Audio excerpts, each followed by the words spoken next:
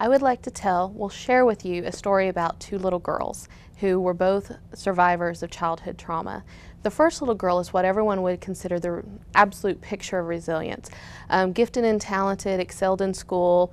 She, as a teen and as an adult, volunteered in her church, school, and community. She graduated high school at 16, got her first degree at 20, both with university honors, has just continued to excel in her profession, and honestly, if you met her, most people would never know that she experienced anything bad, scary, or ugly at all. The second little girl didn't do so well. When the bad, scary, and ugly happened to her, she experienced the effects of trauma like many, many people do. She had difficulty with certain developmental stages. She skipped some developmental stages entirely. Lots of problems being in safe relationships. She, at certain points in her life, had to get professional help for some of the symptoms she is experiencing. And is she resilient? Yes, because she survived. But until she understood what trauma was and how the trauma can affect the body, and arguably the most important part of the body, the mind, she lived for years scared to ask for help, scared that anyone would find out, dealing with the symptoms, stigma, and shame. And the truth is, both of those little girls were really just one little girl who grew up to be me. My name is Gwen Downing. I am the coordinator of Hope and Resilience for the Oklahoma Department of Mental Health and Substance Abuse Services, and I'd like to tell you about a special project we're doing.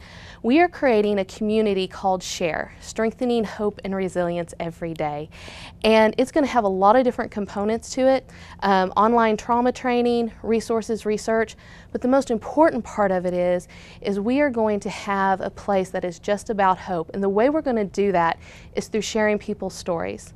There is nothing in the world as powerful as a story when you are going through the bad, scary, and ugly. To have someone who's been there who can look at you and say, I get it, I understand where you are, but let me tell you that there's hope, and here's how you can get to the other side of this too. The bad, scary, and ugly that we know as trauma can come in many different forms. It doesn't matter if it's abuse and neglect, any violence of any kind, abandonment, accidents, natural or man-made disasters, medical conditions. So we're asking you to share your story with us. It doesn't matter what form your story's in, if you want to sing a song, or if you've written a poem, or if you just want to tell it. But what we're asking for are stories about hope. Not what happened to you, but what were those moments, what were those memories, what were those stories that gave you hope that you could even try to get through it, or as you journeyed through it, to keep going.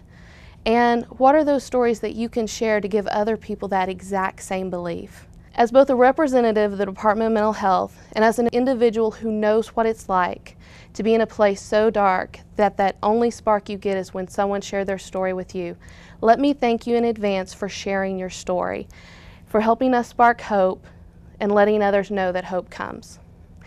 If you would be interested in sharing your story with us, you can find more information on our website, www.ok.gov/ODMHSAS.